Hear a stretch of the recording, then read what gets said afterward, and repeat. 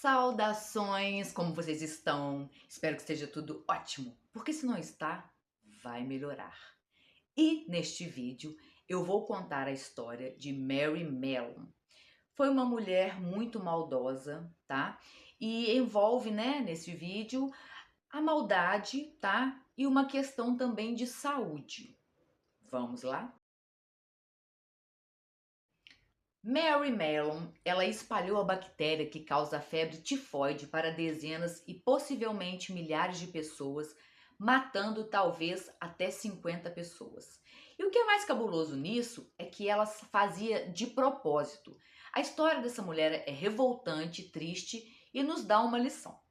Bom, vou só explicar rapidamente, né, o que é a febre tifoide, para vocês terem uma noção dessa perigosa doença que é transmitida por micro-organismos. Ela é transmitida pela Salmonella typhi. Algumas pessoas são portadoras crônicas, ou seja, não tem solução.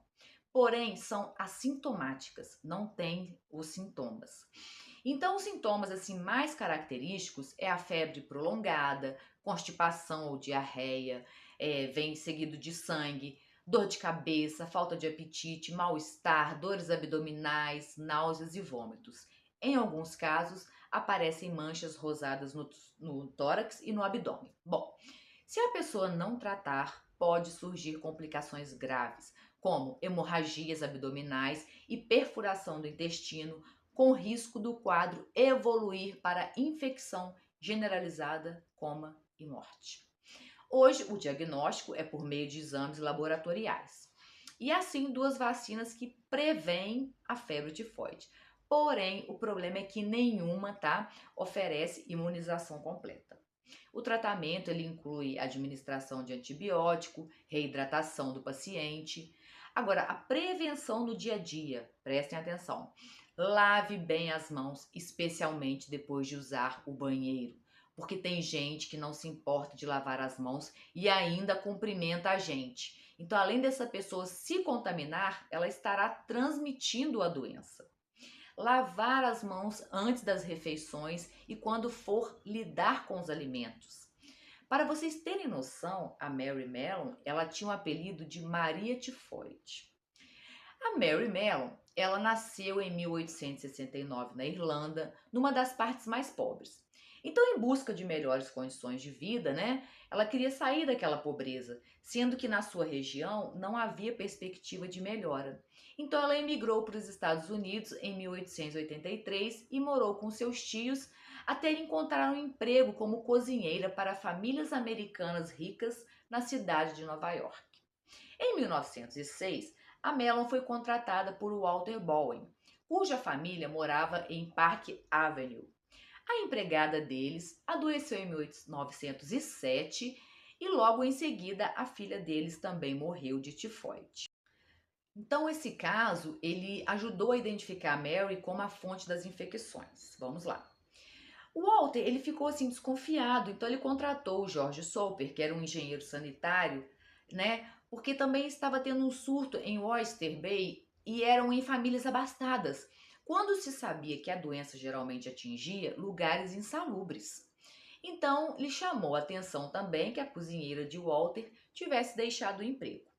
Pensava-se que o método mais provável da transmissão da febre tifoide de Mary era cortando pêssegos crus para servir com sorvete. Ele descobriu uma cozinheira irlandesa que se encaixava na descrição física que havia recebido e que ela estava envolvida em vários surtos.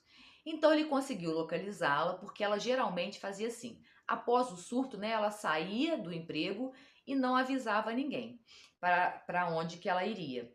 Então, uma pessoa, né, as pessoas a descreveram como uma mulher de 40 anos, alta, forte e com uma aparência saudável. E Soper ele descobriu que 7 das 8 famílias para as quais a Mary trabalhava também contraíram a febre tifoide. Ele estimou que Mary causou possivelmente aí, a contaminação de 3.000 pessoas. Numa das casas que Mary estava trabalhando, o Soper conseguiu ter a primeira conversa com ela na cozinha desta casa. Ele foi até lá, né? E ele disse que ele foi o mais diplomático possível e disse que suspeitava que ela deixasse as pessoas doentes e queria amostras da sua urina, fezes e sangue. Não demorou muito para Mary reagir a essa sugestão. Ela pegou um garfo e avançou em sua direção, mas rapidamente Soper saiu correndo e conseguiu se livrar da garfada. Então, depois de recuar, Soper contratou a ajuda da polícia da cidade de Nova York. E o que fizeram? Foram lá buscar a Mary. Ela saiu xingando e os policiais colocaram ela na ambulância. E era como ela estava assim, ela parecia que estava numa jaula com um leão furioso. Foi muito difícil contê-la. A Mary ela foi forçada a fornecer a amostra de fezes que revelou que ela era portadora da Salmonella Typhi. Como não havia vacina, né, nessa data, então eles decidiram colocá-la em quarentena para que ela não pudesse infectar e matar mais ninguém. Em 1910, um novo comissário de saúde lá de Nova York, ele liberou Mary do seu confinamento com a condição de que ela nunca mais trabalhasse como cozinheira, né? Mary concordou com esses termos e por alguns anos ela até trabalhou como lavadeira. Agora que você percebe a maldade em Mary. Ela sabia, ela tinha ciência da doença, foi diagnosticada, mas o dinheiro falou mais alto e ela preferiu continuar transmitindo a doença. Segundo ela, lavadeira não era lucrativo. Então ela usou o nome de Mary Brown e começou a cozinhar novamente. Enquanto ela estava trabalhando na maternidade de Sloane, em Manhattan, 25 médicos e enfermeiros, né, e outros funcionários foram infectados com a febre tifoide e alguns morreram, cerca de 5 pessoas. Seu padrão usual era deixar o emprego quando alguém adoecia. Por isso que tornou-se difícil rastreá-la e associá-las aos surtos, porque antes de alguém desconfiar e pedir exames, ela ia embora do emprego. Então, diante disso, né, houve uma grande repercussão. E como as autoridades sanitárias e a polícia já sabiam sobre Mary, logo foram até o hospital para averiguar. Então, em 1915, finalmente a polícia localizou a Mary e mais uma vez a despachou para uma área de solitária de confinamento na ilha North Brother, onde ela residiria pelos próximos 23 anos. Ela morreu em 1938, né? E uma autópsia na vesícula biliar dela constatou que realmente ela tinha a febre tifoide. E durante esse confinamento, antes dela morrer, ela protestava a todo instante. Ela dizia que estava sendo perseguida por ser irlandesa, por ser pobre. Então, assim, diante dessas crises dela, né, os médicos prometeram que iam liberar se ela permitisse que removessem a sua vesícula biliar, né, que é onde eles suspeitavam que havia a bactéria. Mas ela recusou furiosamente, então ela ficou confinada. Ela foi uma das mulheres mais difamadas dos Estados Unidos no início do século XX. Só que Mary também, ela não foi, tá, a única portadora saudável, né, da doença. Houve vários casos, mas Mary que levou à fama, por quê? Porque ela tinha teimosia em querer cozinhar e não se importava em transmitir a doença. Ou seja, essa doença pode ser transmitida pelas mãos, pelo alimento. Então temos que ter atenção com a higiene, gente. Não custa nada usar o banheiro, né, e manipular os alimentos, lavar as mãos com sabão, pois você pode se contaminar e ainda passar a doença para os seus familiares e demais pessoas.